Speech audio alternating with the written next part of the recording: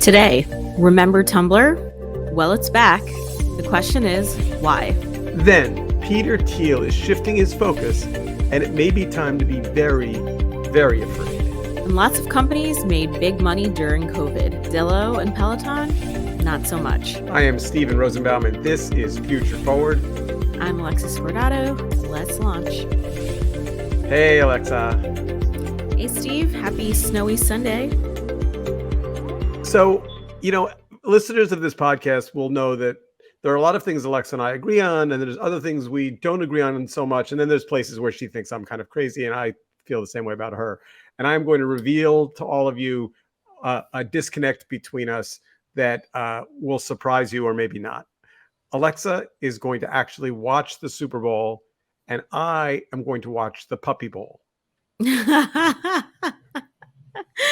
I watched the Super Bowl for two reasons. I actually do watch football. I think this was one of the best NFL postseasons in recent history. And as a marketer, this is like a big time for big brands.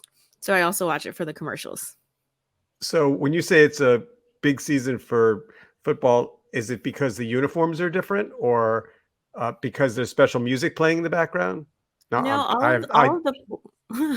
all of the playoff games this year came down to like the last 2 minutes. They were all very exciting games. So even if you didn't have a team that was in it, it was good quality football. I'm going to just, we have so many things to talk about on this pod that we're just going to set that aside. And those of you who are watching us live can jump into the comments and put in your 2 cents. And then as we go into our various iTunes iterations, not so much. All right. So we've got 3 things we're going to talk about today. We're going to start with Tumbler, which is a story that you found that I did not know was happening. So it's great. And then we're going to talk about Peter Thiel a bit, which I've been researching my fingers to the bone, and every peel of the onion gets scarier and scarier. And then I want to call it Zillow, but you call it Zillow, and that's correct. Zillow. Mm-hmm. And Peloton, both of whom took big swings at COVID land and failed massively. And so we'll talk about that. But let's so what brought Tumbler to your attention? Like what made you say this is happening? So there are 2 articles that were published recently, one in the Atlantic, one in the New Yorker. And I mean, it was just interesting to kind of see this kind of coverage for a site that has been around for a really long time and isn't necessarily part of our daily tech lexicon. Like when you hear big tech, you sort of hear Facebook and Netflix and Google and Apple, but you don't hear Tumblr. But once upon a time, Tumblr was such a staple in, I think, people's digital diets, myself included. Like I have the URL alexa.tumblr.com, and I created it probably the same day I created my Twitter account. So just putting that in context. So it's fascinating because Tumblr was a blogging platform, right? I mean, that was really what blogging, right? And that was like a time, again, it was sort of, it emerged at a time when we were talking about short form content on the web. So Twitter, Tumblr, this idea of like short, quick hits and snippets. And it was a really amazing place on the web. Like I know people who came out on Tumblr. I know people who really were immersed in very niche sub communities on Tumblr. Anyway, so this Atlantic piece, it kind of talks about the rise and fall going all the way back to David Karpf, who founded Tumblr. He sold it for, I think, like $1 billion to Yahoo, and then it changed ownership to Verizon, and now it's owned by Automatic, the makers of WordPress.com. And so stop. I'm gonna just dial down for those of us who are not as web centric as you are. So David Karpf is amazing. I don't know where he is. They tried to reach him for the Atlantic article and he did not respond, which is sad, but hopefully he's somewhere wonderful doing something wonderful, and we'll hear about that. The sale to Yahoo was a nail biter. I mean, I know from inside that Tumblr was days away from being out of cash. And So the sale to Yahoo for $1 billion was like a real Hail Mary, wonderful outcome. Then Yahoo sold to AOL, and there was a whole bushel of stuff that went over to AOL. Then AOL sold to Verizon. So the whole series of consolidation, sales, changes of ownership. And when Verizon, the reason why Verizon selling it for essentially pennies on the dollar, it was $1 billion, and then it was sold for $3 million to Automatic, is, Automatic is the big dog in the blogging space. And so first of all, for it to sell to Automatic is an odd, maybe wonderful, but certainly notable outcome. And then secondly, because they were essentially competitors, it's unclear to those of us who are fans of Tumbler whether Automatic's purchase, under Matt Mullenweg, is really to rebirth it, rebuild it, or whether to kind of scoop it into the Automatic family of brands. And I don't think we know that yet.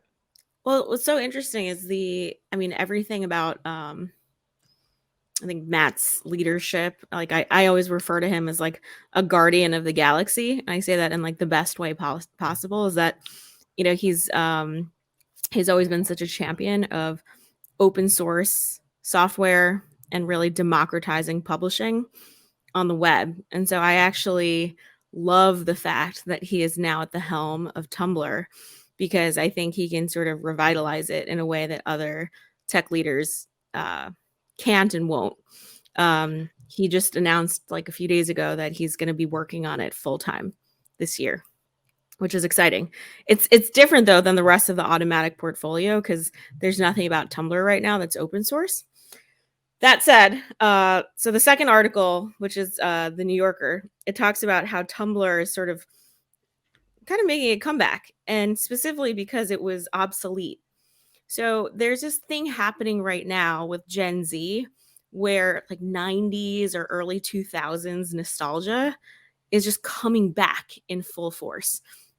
So this New Yorker article basically describes how, if you go onto Tumblr today, it's not dead. It's like alive and well, but it's almost like very indie. So before we get to the optimistic part, I just want to say one more thing about the Atlantic article, because there was this mid-December meltdown where the then CEO, whose name I'd never heard before, sent out this fairly draconian email to Tumblr users and essentially said, no more porn, and was fairly explicit about body parts and acts that would no longer be allowed on Tumblr. Tumblr's whole history has been, at least in part, about free expression, and porn as a subset of that, or a leader in that. And he then, I don't know what happened, it's not clear, but he got fired or quit. And Matt had this somewhat odd comment in which he said to a reporter, we're not going to really publicize his leaving for his privacy and safety, which suggests that there were threats against him for taking down porn. And then buried in this story is Apple essentially saying, in their very Apple-ish way, yeah, we have terms of service that say no porn. Either take porn off Tumblr or lose your place in the App Store. Like not very emotional, not a big deal. Just like, duh, we don't do porn. And when they acquired Tumblr, though, I don't think Matt said he would reverse that policy. Well, we'd have to dig into what did AOL do about porn? What did Verizon do about porn? I thought it was off the site years ago, but this is where I think there's like some nuance and stuff, just in terms of like what constitutes, not safe for work content versus porn. I guess that, yeah. So the New Yorker article, which is the kind of more upbeat one, essentially says, to your point, everything old is new again. there's lots of great energy at Tumblr, and it's on the rise. And Matt would Mhm. be the man to fuel that, right? I mean, he That's my belief. And I also think independent of Automatic and Matt's leadership, like there are just macro trends right now that make Tumblr completely ripe for a new generation of tech users to really take to it. So if you look at TikTok, for example, like the entire content discovery engine is actually very akin to Tumblr. Sort of all of these niche sub communities and conversation. It's like I see it as very analogous. Where TikTok is video, Tumblr is almost the content mirror to TikTok. so I predict a headline for 90 days from now. So I'll take a $1 bet if you want that 90 days from now, some super right wing neo Nazi something will build a Tumblr site. It won't have porn on it, but it will have equally objectionable, you know, all fill in the blank community must die language. And Matt will be squarely in the middle of is TikTok a publisher or is it a platform? So I can write that article today and put it in And my. there's a precedent for it. You have to look at all of the just what WordPress.com has done with controversial sites. Well, tell me, what have they done? I mean, I don't think Matt has ever, I think they've been very clear with their terms of service. Like they've taken sites down. It's WordPress.org where they don't. And that's where people always conflate the two. Because Yeah, because it has the same. WordPress.com is owned by Automatic and WordPress.org is self-hosted. So this is actually where it gets a little bit confusing for people. Yeah. Okay. So confusing, but not. I mean, so so what you're saying is that in the spirit of that, Tumblr, which is hosted on WordPress on automatic servers now, would be well within its rights to edit objectionable content. COVID misinformation. All right, so let's put a pin in this. Tumblr is a work in progress. Matt is a wonderful. He's the lone survivor from the early days of Web 1.0 who hasn't sold his soul to the devil. And Yeah. presumably people have swung by and said, we'd like to buy Automatic for billions of dollars. And he said no. They've raised a lot of money from Salesforce Ventures and Mark Benioff recently. I just looked this up. Like 3 years ago, this is a good example. There were blogs that had Sandy Hook deniers, and WordPress took it down. WordPress.com took it down. So if you look at their policy in terms of service, they're not afraid to do that. There's a precedent. All right. Okay. So which brings us to subject number 2 of this fabulously frothy pod that we have prepared for you today. Let's just start. I don't want to jump into this without being sure that all of our various listeners from different worlds know who we're talking about. So how much do you know, Alexa, about Peter Thiel? PayPal mafia, PayPal founder, Facebook board member, or I guess not anymore. He's stepping down, and supporter of right-wing leadership. So that's all accurate. Well done. You get an A for the day. But it's weird and murkier than that. So, I mean, I don't want to say his politics because it's not really politics. I mean, he's been kind of a little bit all over the map. I mean, he uses this catch-all phrase libertarian, but it isn't clear that he hasn't been, at least in parts in his career, kind of a religious fanatic. At one point, he sent a rather pointed letter out to all of his people in one of his funds, essentially saying the world was coming to an end and they should essentially count their blessings because God was going to come and end the earth shortly. He at one point was building or planning to build islands in the ocean that people could move to, so they would not have to be the overseen by any government. So um, he was. It's a debate whether or not his sexuality is public or private. I mean, it's certainly public. Gawker, back in the day, Nick Denton published an article about him, and he essentially funded incredibly litigious attack on Gawker and put Gawker out of business and bankrupt the company. So he's sharp elbowed. He's kind of mostly angry, like just angry a lot, and was a supporter of Donald Trump early on, gave him millions of dollars, and seems to be gearing up to be much more public's the wrong word, much more visible and engaged in national and local politics. And do you see that as the impetus for stepping down from the board? Yes. I mean, that's not only do I mean, I'm not I guess I wonder though, that. why would he leave a platform though that he could leverage to his advantage?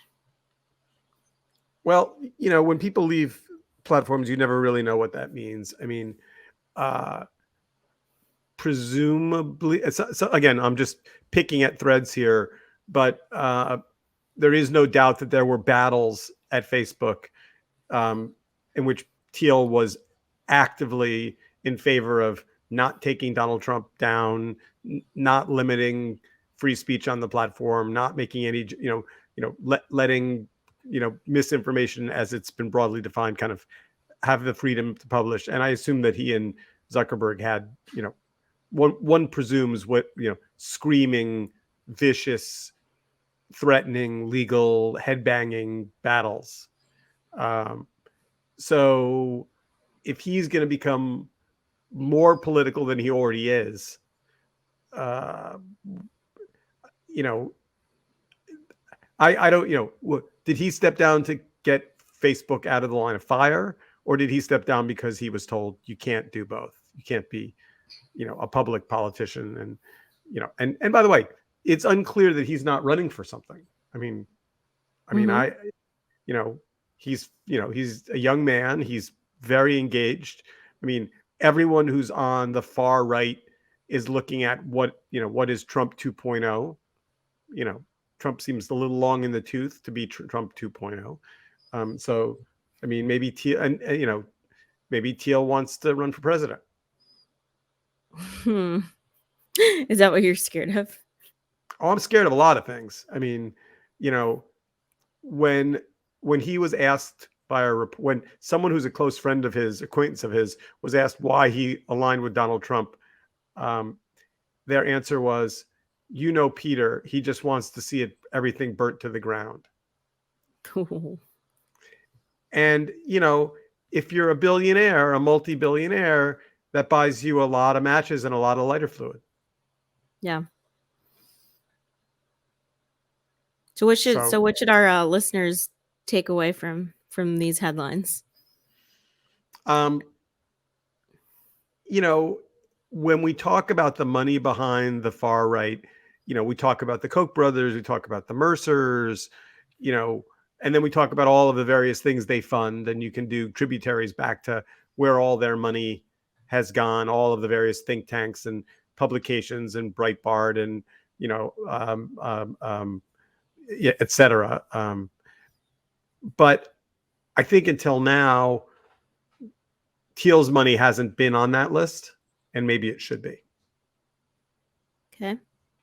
There's a rumor, though it's not yet proven, that Thiel is the money behind the Sarah Palin New York Times lawsuit.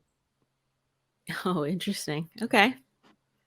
So someone to watch in the coming year or two.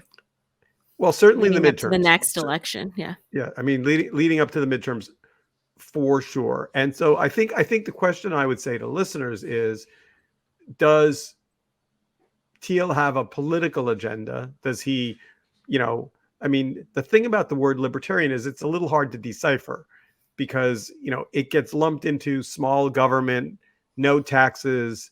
One of the famous quotes from one of the leading voices in the libertarian side of the world is, I want the federal government to be so small that you can put it on the head of a pin. So, I mean, that kind of aligns with the burn it to the ground phrase, Yeah. We'll see. We'll see. I mean, no, he's the name to watch for sure. And anyway, enough said, except to say, if you Google him and dig in, there's a lot of national press starting to raise concerns about, whether or not he's actually the leader. And someone described him as Nazi curious. Oh. Okay. Which, I mean, oh, and then the other thing is, he and Elon Musk despise one another. I mean, everyone loves a good billionaire versus billionaire fight. So. Well, the story going back to the early days of PayPal is that they were both early PayPal founders. And Musk was the CEO of when it was rebranded X.com and then something else before it became PayPal. So Musk was CEO for like a year, and then Thiel threw him out and took the CEO job. So, I mean, there's real deep-seated early day hatred there. But yeah, spy versus spy, billionaire versus billionaire. Anyway, all right. So on to chapter 3, which is kind of more lighthearted, but not really. I mean, there's just a lot of volatility happening right now with companies. Glossier, Zillow. Explain to me. So Zillow took this swing at home flipping. Did I miss the chapter where Zillow went from being a great little profitable business that owned home data to deciding it wanted to turn its access to data into another? Like I didn't even know that.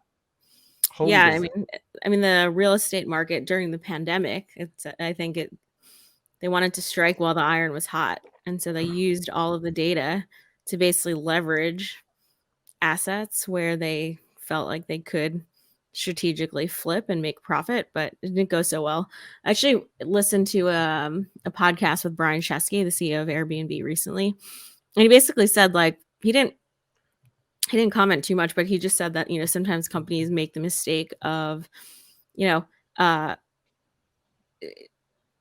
addressing like tangential market opportunities without really building core capabilities around it, right? Just because you are in sort of a real estate space doesn't necessarily mean that the home flipping business is a competency.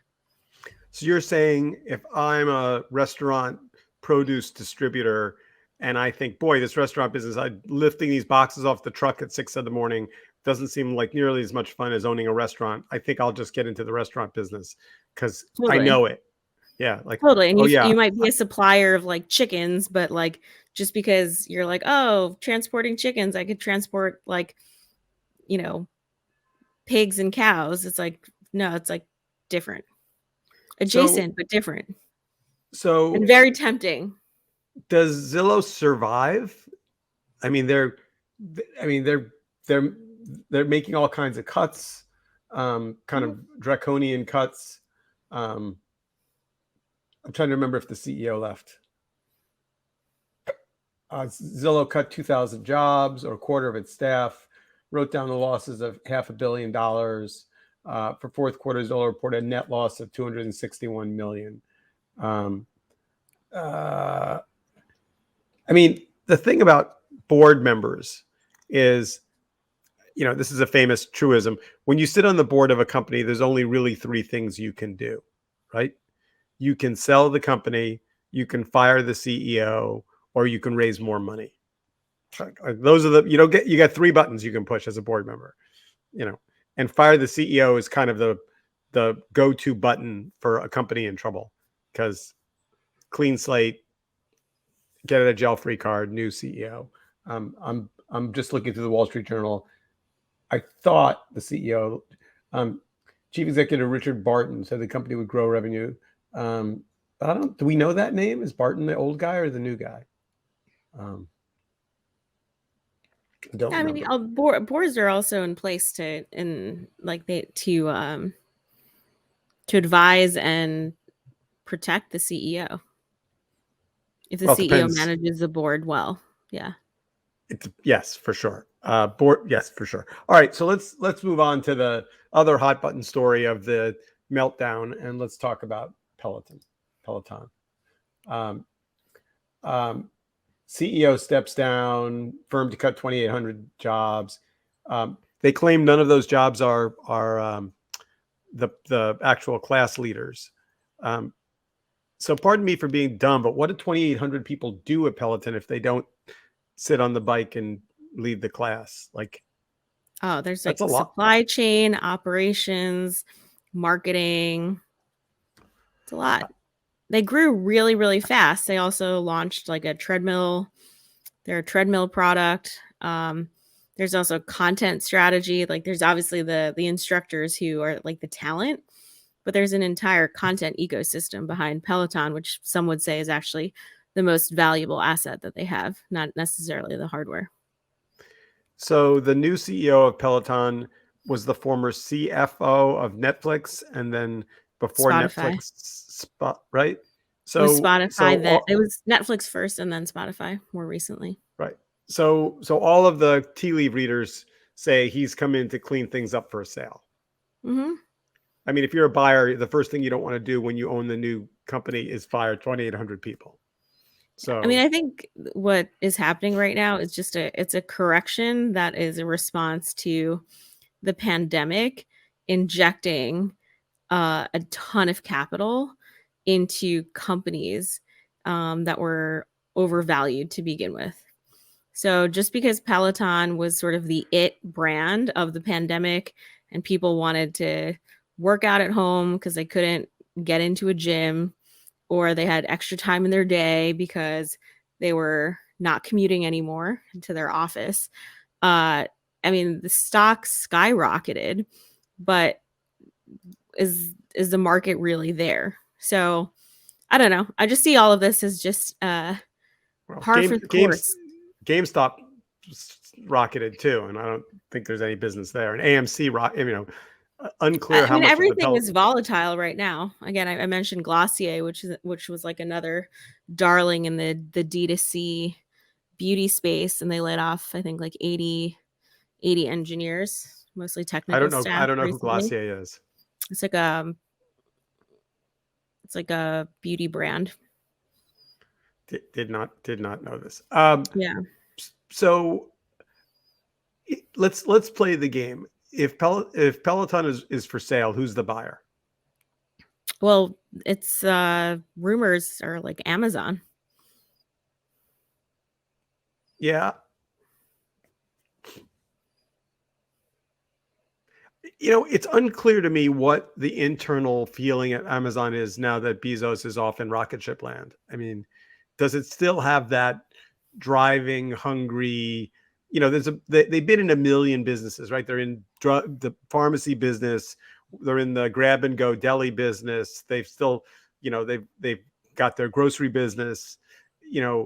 If I were coming in to run Amazon, I would take a hard look at all the lines of business are in and say which are most profitable, which have the most upside, which ones do we want to be out of? Because grocery is really hard, and my understanding is they've never made a dime in grocery.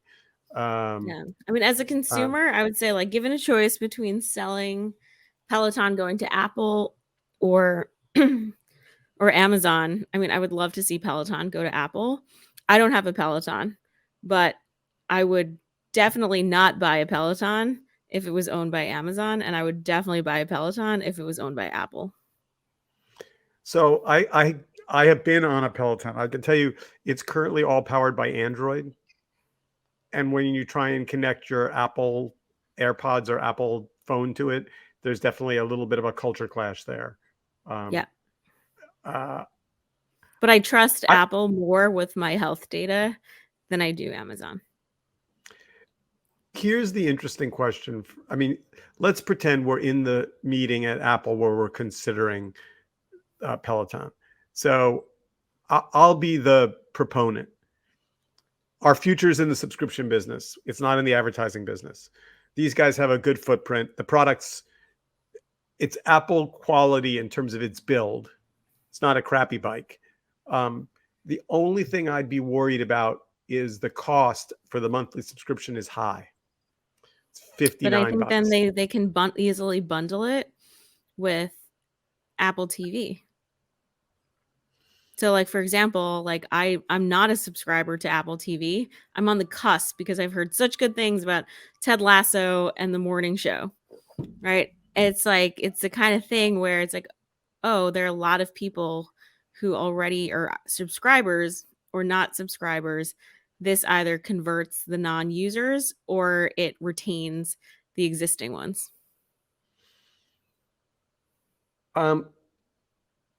So, all right. So again, the internals of Apple are invisible to the outside world, but somebody who runs a business for Apple needs to raise their hand and say, yes, I run Apple TV and I'll take Peloton, or I'll take I'll take the direct report of the CEO up to me. It'll be the Apple Health division. It's the team that is making sure that you can do like EKGs and monitor your heart rate on your wrist. They're the team that should take the bike. And yet, just to play devil's advocate, all the other things you just listed all go through the watch. Mm-hmm. And the watch is core to Apple. They spent years building it. They refine it every 6 months or a year. It's a tiny little, it's very Apple-ish in its supply chain needs, in-house. I mean, can you close your eyes and imagine walking into an Apple store and there being a Peloton bike? Like, it would, here's the challenge. In order for Apple to do it the way they generally do things, they would have to acquire it, run it as a standalone business, spend 2 years essentially stripping it down to every piece's parts, rework the supply chain, rework the product, relaunch it, and risk angering all the owners of the legacy bike. Has Apple ever done that? Have they ever? I mean, they're not really an acquisition company. No, but I mean, there's a precedent where they acquired Beats and yet they still moved forward with the AirPods line. That's exactly, well, this is why you're good at this podcast, because I did not put those pieces together, but I never understood Beats, except they gave me a pair when I bought a laptop years ago, which, one of my sons really liked having. I think it's like, it's in some ways the Beats just gave them like a stake in the ground. We want to own hardware in the audio space, but they wanted to build like first party capabilities with their own product. I could see them doing a ton of due diligence right now around the supply chain. Maybe there's a wait and see moment here with the new CEO, but they can operate on a 2 to 5 year timeline where they don't need to strike and say, oh, let's get Peloton for cheap, right? But I think there's definitely a path where they can make the acquisition in the next year or two, and then they could simultaneously lay all of the infrastructure behind the scenes to make it more of a native Apple product. All right. Well, we are out of time. I have one final. What do I know, though? No. I think it's you. The analysis was valuable. I have one final pitch for our listeners. Alexa is going on maternity leave at some point in the indeterminate but not that far away future, and so we are out next 4 weeks. So we have a couple of potential co-hosts that we're discussing. If you're a regular listener of this podcast and you think that you could fit Alexa's rather formidable shoes for a period of time, or make it your own, not fill my shoes. Don't replace me. Make it your own. Well, shoes. As I was using the shoe analogy, I was like, is that sexist? Would I say that about a man? I think I would. Do I have big shoes? Anyway, so if you're interested in joining either as a guest or potentially as a co-host, please send us a tweet I'm Steve at magnifymedia.com is the easiest way to reach me, probably email, or Alexa, who's on Twitter, but doesn't really read Twitter, do you? I actually read Twitter. I just don't post anymore. All right. All right, everybody. With that, we are out of time. Hope you enjoyed the show. Everyone stay warm and go. Who do you want to win the Super Bowl, Alexa? Go. I'm going to Jets? say, no, I think I'm going to root for the Bengals, Cincinnati. I said Jets, knowing the Jets are not in the Super Bowl, by the way. See you next week. All right. See you next week. Bye.